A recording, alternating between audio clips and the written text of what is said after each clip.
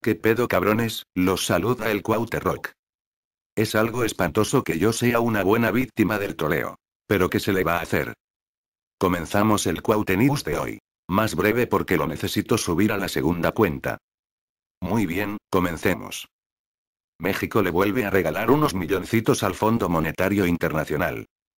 Los 18.876 millones de dólares que autorizaron los legisladores federales para las nuevas cuotas que aportará México al Fondo Monetario Internacional, FMI, y el Banco Interamericano de Desarrollo, BID, equivalen al 10.7% del total de ingresos que el gobierno federal prevé captar en este año.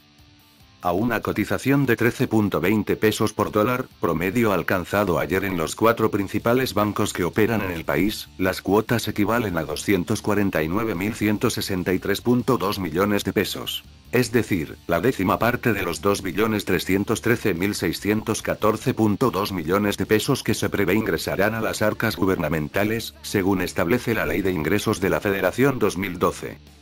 Solo por concepto de impuestos, el gobierno federal calcula recaudar 1.466.179.6 millones de pesos, lo que implica que 17% de las contribuciones de todos los mexicanos se destinarán a los organismos mencionados. El incremento de las aportaciones al FMI y al BID fue propuesto por el Ejecutivo Federal y aprobado por el Senado y la Cámara de Diputados con el argumento de que incrementará la influencia de México en las decisiones de ambos organismos multilaterales. Según la Secretaría de Hacienda y Crédito Público, SHCP, el país incrementará su participación en el FMI de 1.52 a 1.87%, lo que implica que su posición suba del lugar 16 al 14 entre 185 naciones y aumente su poder de voto de 1.47 a 1.80%. Si bien en el caso del FMI se trata de un aumento de 145.8% respecto de la cuota anterior que entregaba México, al pasar de 5.700 millones a 14.038 millones de dólares, autoridades hacendarias y legisladores que aprobaron la iniciativa presidencial han aclarado que la mayor parte de esos recursos se quedan invertidos en una cuenta que abre el Banco de México a nombre del FMI, a manera de compra de acciones.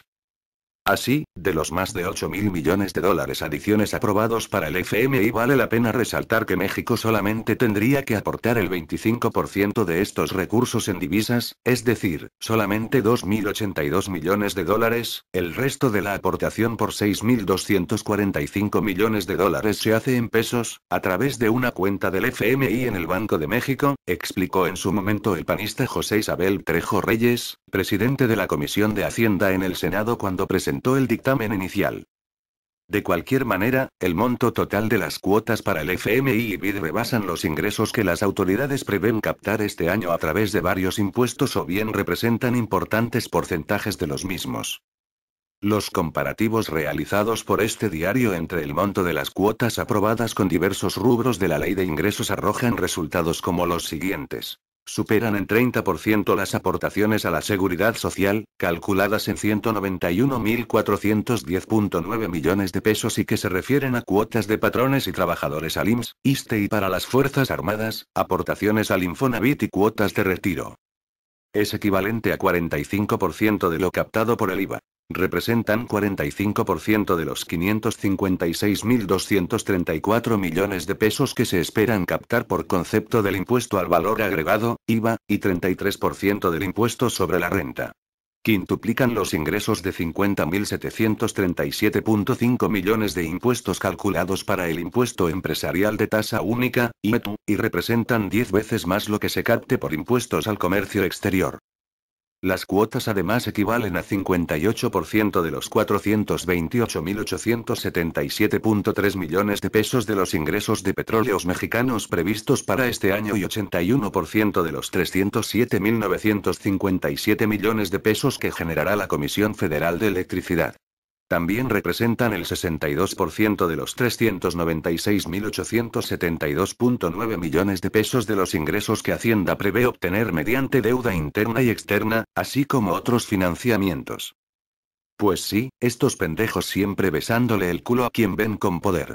Los europeos y los gringos. Neta, a ver si cuando México esté así, esos buitres le echan una mano también. Mientras aquí tenemos más de 60 millones de pobres, hay indígenas que se mueren de hambre, tenemos más del 40% de desempleo, etcétera, etcétera, le regalamos dinero a los europeos. Y Chávez, que sacó todo el oro venezolano de los bancos europeos porque no confía en ellos, es el tirano, el militarista, el asesino, el dictador del continente americano. Estos espléndidos legisladores y este cínico asesino, no. Estas son personas que vigilan el progreso de México. Ajá, cómo no. Pasemos a la siguiente nota. Calderón gasta 10.8 mil millones de pesos en armas para matar mexicanos. En este año electoral, el Fideicomiso Público de Administración y Pago de Equipo Militar dispone de 4 mil millones de pesos, casi el 40% del gasto total del sexenio en este rubro. Las compras de armamento son calificadas como discrecionales por la Auditoría Superior porque, además de adjudicarse directamente, involucran los secretos fiduciario y de seguridad nacional. Entre 2007 y 2012, el gobierno federal habrá destinado más de 10.800 millones de pesos a la carrera armamentista que sostiene con los cárteles del narcotráfico, 2.6 veces el actual presupuesto del programa de apoyo alimentario. Tan solo entre julio y diciembre del año pasado se erogaron 3.700 millones de pesos del Fondo de Compras a la industria bélica extranjera. Como en toda guerra, las armas y la sangre un negocio redondo, ¿verdad? En plena contienda electoral por la presidencia de la República, el gobierno federal echará mano de, al menos, 4.068 millones de pesos con la justificación de comprar armamento y destinarlo a su guerra contra el narcotráfico. Los recursos saldrán del Fideicomiso Público de Administración y Pago de Equipo Militar, a menos de 6 meses de haber sido depositados en ese fondo por la Secretaría de la Defensa Nacional. Y es que, entre octubre y diciembre de 2011, la institución que encabeza el general Guillermo Galván Galván destinó al fideicomiso 2.933.849.000 pesos y con ello aseguró una bolsa de 4.000 millones para el actual ejercicio, revelan informes elaborados por la Secretaría de Hacienda y Crédito Público. 9 meses antes había ingresado otros 1.443 millones de pesos, que se manejarán al margen del presupuesto público por tratarse de una figura fiduciaria, como lo ha documentado la Auditoría Superior de la Federación en revisiones a las cuentas públicas pasadas. El monto que se erogará en armamento en estos meses representa el 37.6% del gasto total del fideicomiso durante el sexenio de Felipe Calderón Hinojosa. A finales de noviembre próximo, este sumará al menos 10.814.187.000 pesos, que equivalen a 2.6 veces el actual presupuesto del programa de apoyo alimentario, por 4.083 millones de pesos, ejecutado por la Secretaría de Desarrollo Social en beneficio de las familias en condición de pobreza alimentaria. A pesar de que se trata de un presupuesto multimillonario, la Sedena no convocará a licitaciones públicas para las adquisiciones de bienes, tales como equipo militar, terrestre, aéreo, refacciones y obra pública. Estas serán en el marco de operaciones de orden interior o seguridad nacional, de carácter contingente o urgente, única referencia que da la dependencia. Además, la información de las compras se encuentra blindada por los secretos fiduciario y de seguridad nacional. Por ello, la Auditoría Superior de la Federación ha considerado en su revisión a la cuenta pública 2009 que se trata de erogaciones discrecionales. A ver. Nada más quiero defender un poco a Chávez, muchos dicen que AMLO es igual a él, eso no es verdad, sin embargo Chávez tampoco es la mierda que nos pintan, la ha cagado, sí, pero ha gobernado mejor que cualquier presidente que hayamos tenido aquí. ¿Saben qué es militarismo? Bueno, es muy idiota no saber qué es, por la palabra es más que obvio. Pregunto yo. ¿El sacar al ejército a las calles a matar sicarios, narcos, mexicanos, niños, padres, trabajadores, etcétera, etcétera, no es militarismo? Pregunto yo. ¿El convertir una república a un gobierno federal, no es autoritarismo? Pregunto yo. ¿El entregarle inmunidad al ejército, acaso eso no es autoritarismo? ¿El matar a 150.000 mexicanos prácticamente todos, sin una averiguación previa, eso no es un crimen de Estado? El darle poder a los monopolios, a los narcos, permitir la entrada de armas para que las empresas como Boeing y BBVA Bancomer hagan su negocio, ¿eso no es fascismo? Creo que la gente debe apagar un ratito la tele. Creo que así no les lavarían el cerebro. Lean un libro, es gratis, te hace menos estúpido. Bueno, pasemos a la siguiente nota. Apoya Gordillo a Peña a cambio de que la nombre en la SEP, dice Don Peje. A pesar de que supuestamente Elba Ester Gordillo rompió la alianza con el PRI, Andrés Manuel López Obrador aseguró que en realidad ya hay un acuerdo y una orden para que apoyen a Enrique Peña Nieto. Ayer estuve en Sinaloa y me decían que un senador del partido Nueva Alianza, familiar de la señora Elba Ester, está pidiendo el voto a favor del candidato del PRI, ni siquiera están pidiendo el voto por el candidato a la presidencia de Nueva Alianza, Gabriel Cuadri, sino para Peña Nieto, acusó el candidato presidencial del movimiento progresista. Según López Obrador, el acuerdo consiste en que Enrique Peña Nieto dará a Elba Ester Gordillo la Secretaría de Educación en caso de que éste gane la elección presidencial. En su conferencia de prensa, el abanderado de la izquierda rechazó que Elba Ester Gordillo y el PRI en realidad hayan roto, como se dijo al inicio de la campaña. Aseguró que la maestra chiapaneca ya dio la orden al CENTE para apoyar la candidatura del priista, dejando a un lado al aspirante de Nueva Alianza, Gabriel Cuadri. Por ello, López Obrador pidió a los maestros dar una lección de civismo y actuar con libertad.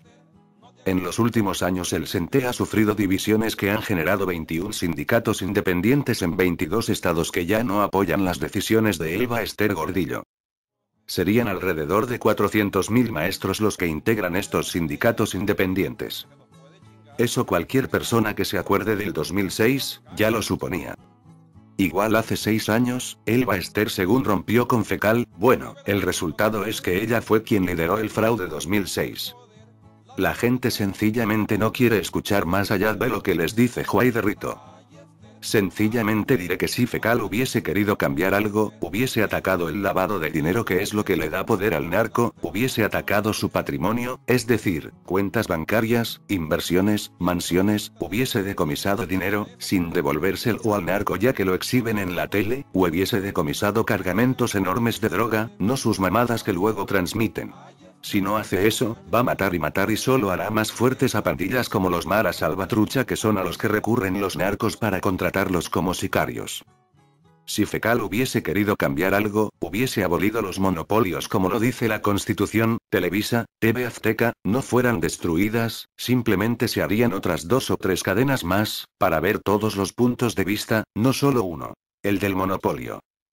Y por último, si hubiese querido realmente mejorar la educación, hubiese sacado a Gordillo. ¿Saben por qué no la sacó? Escuchen la siguiente nota. Peña Nieto. El candidato de Calderón. Antes de que los calderonistas escriban su mentada de madre, les digo que esto no está publicado ni en SDP, ni en Vanguardia, ni en El Santuario, ni en el blog de Izquierda, ni en Radio Anglo, en ninguno de esos medios. Les digo que esto está publicado en el sitio web de La Jornada. Espero sean los suficientes listos para saber que este medio sí es responsable, de no serlo, desde cuando hubiese sido demandado. Hay que tener sentido común para saberlo. Si a Carmen Aristegui la despidieron de MBS por preguntarle a Calderón de su alcoholismo, ante tantas verdades publicadas en La Jornada acerca de él, ¿qué no haría el imbecilito? Muy bien, veamos qué dice. Todo parece indicar que finalmente no se cumplirá la amenaza de ruptura de la coalición PRI-PAN que se vislumbraba al principio del proceso electoral. Desde la reunión privada que sostuvieron Felipe Calderón y Pedro Joaquín Colduell en Los Pinos el 27 de febrero, ha habido un rapprochement entre estos dos partidos que se han repartido el poder federal desde 1988. Cada día resulta más evidente que la campaña de Josefina Vázquez Mota existe más para negociar posiciones e impunidades con el PRI que para conquistar la silla presidencial. Calderón, por su parte, parece más preocupado por su legado histórico y su futuro personal que por la continuidad del PAN en el poder o por honrar la memoria de su padre. Hasta hace mes y medio sonaban los tambores de guerra. Parecía que el PAN y el gobierno federal se preparaban para combatir con todo el regreso de los dinosaurios al trono. La PGR abrió expedientes contra exgobernadores tanto en Tamaulipas como en Coahuila. El sorpresivo relevo en la FEPADE aparentemente tenía el fin de golpear mejor al adversario. Felipe Calderón mismo aprovechaba cualquier foro para vincular al PRI con el narcotráfico y apoyar a su partido. Sus declaraciones sobre las elecciones de Michoacán, su entrevista con The New York Times en octubre y su comentario con consejeros de Banamex sobre los 4 puntos de diferencia preparaban el escenario para una inédita intervención presidencial en las campañas. Pero de repente todo cambió. En su reciente aparición en la mesa de análisis tercer grado, de Televisa, Calderón hasta se atrevió a defender públicamente a Enrique Peña Nieto. A invitación expresa de uno de sus interlocutores, el presidente se negó a incluir al priista como uno de aquellos políticos supuestamente hipócritas que ahora abogan por privatizar a Pemex, pero se negaron a hacerlo cuando Calderón presentó su iniciativa al Congreso. En ese mismo programa, también quedó claro que Calderón se encuentra más interesado en impulsar la candidatura presidencial de Margarita Zavala en 2018 que la de Vázquez Mota en 2012. Pocos días después, el presidente aprovechó la muerte de Miguel de la Madrid, padre de las políticas neoliberales enarboladas desde hace 3 décadas por el PRIAN, para terminar de cerrar filas con el PRI. Organizó una pomposa ceremonia luctuosa de Estado en Palacio Nacional con la asistencia de la cúpula del viejo Partido de Estado, con Carlos Salinas de Gortari y Enrique Peña Nieto, desde luego, a la cabeza. Habría que recordar que ni siquiera Vicente Fox organizó un acto oficial cuando falleció José López Portillo en 2004. Calderón, en contraste, aprovechó la ocasión para elogiar al expresidente. Un hombre sereno y ecuánime, un hombre de familia. Un hombre que amaba profundamente a nuestro México. Tal como lo ha señalado José Gil Olmos, este velorio fue realizado como lo hacían los grupos de la mafia italiana que, entre coronas de flores y abrazos, refrendaban la sucesión del poder aprovechando la muerte de alguno de los capos. Por si quedaba duda, en la última semana se han multiplicado los signos de la cicatrización del PRIAN. En el Congreso de la Unión, ambos partidos actuaron como bloque para aprobar el nuevo convenio transfronterizo en materia petrolera entre México y Estados Unidos que, en palabras de Duncan Ward, ofrece emocionantes nuevas vías para la cooperación entre Pemex y empresas petroleras privadas. También impusieron el vergonzante aumento de cuotas para el FMI y el BID, así como la aprobación de Gerardo Laveaga como comisionado del IFAI. Vicente Fox ha dicho públicamente lo que al parecer es el sentir de cada vez más panistas. Peña Nieto prácticamente tiene ganada la presidencia, así que mejor alinearse con el poder que quedarse en un barco a punto de naufragar. Vázquez Mota misma también ya empieza a hacerle favores a Peña Nieto, al condicionar a la aceptación del priista su propia participación en el debate convocado por Carmen Arístegui. En 2006, Calderón no tuvo empacho en debatir con Roberto Madrazo sin la presencia del candidato puntero, Andrés Manuel López Obrador, y el desenlace fue sumamente positivo para su campaña. Hoy, sin embargo, Vázquez Mota prefiere proteger al puntero en lugar de ponerlo contra la pared o, en su caso, exhibirlo por no querer debatir con sus rivales. Los nuevos anuncios negativos del PAN parecieran poner en duda la hipótesis de que Peña Nieto sea desde ahora el candidato de la continuidad. Sin embargo, no existe comparación alguna entre estos spots y aquellos utilizados contra López Obrador en 2006. Denunciar el incumplimiento de unos cuantos compromisos no es lo mismo que la amenaza de un inminente derrumbe financiero o golpe de Estado que constituyen un peligro para México. La pésima gestión de Peña Nieto en el Estado de México y sus múltiples deslices durante el proceso electoral evidentemente darían para mucho más que unas imágenes de bardas grafiteadas y aguas turbias. La diferencia entre las dos campañas de contraste no puede ser atribuida a la legislación electoral, ya que, al contrario de lo que comúnmente se piensa, la reforma electoral de 2007 no restringe las campañas negativas, sino las facilita. Antes de la reforma, la ley prohibía la diatriba, calumnia, infamia, injuria, difamación y denigración. Hoy, sin embargo, el texto constitucional únicamente prohíbe la calumnia y la denigración de instituciones y partidos. Se ha comentado que en algún momento Calderón juró en el sepulcro de su padre que jamás entregaría el poder al PRI. Hoy, el antiguo cristero don Luis Calderón Vega se revuelve en su tumba. Ahí les dejo el enlace en la descripción. Calderonistas, abran los ojos, por favor. No regalen su voto. Neta, Televisa nunca ha dicho una verdad y nunca la dirá. Hasta el día que tengamos una nueva cadena que sea la oposición a el monopolio televisivo, hasta ese día, Televisa será obligada a decir las verdades. ¿Acaso no se pregunta el por qué ya no dicen nada acerca de la guerra? ¿Acaso no se les hace raro que de la noche a la mañana se hayan quedado calladas todos los medios? Infórmense, porque Iniciativa México está detrás de eso. No escriban mentadas, no se puede tener un debate si no existe el respeto y la razón. Sí, estoy desesperado, porque no entienden, dicen creer saber, pero si solo se informan de la mano de López Dóriga, Javier Alatorre, Loré de Mola y Alejandro Villalbazo, jamás verán la realidad de todo lo que ocurre. Son las elecciones, infórmense, esta es la única oportunidad de hacer un cambio. Neta, infórmense, no por la huevonada y la antipatía no se informen. Hay los que quieran entender, los que no, no. Les juro que yo estaba igual que ustedes. Les juro que yo pensaba que Fecal era un presidente, no bueno, pero sí mejor. Pero ante la información, solo te queda aceptarlo y quedarte callado. Les pido primero investiguen y escuchen los documentales como haya sido, Teletiranía y Atenco romper el cerco. Están en YouTube. Primero escuchen eso, ya si no se convencen, ni modo. Si en Estados Unidos ha habido fraude electoral contra Ron Paul, ¿qué nos esperamos de México? Hasta la próxima, y cuídense.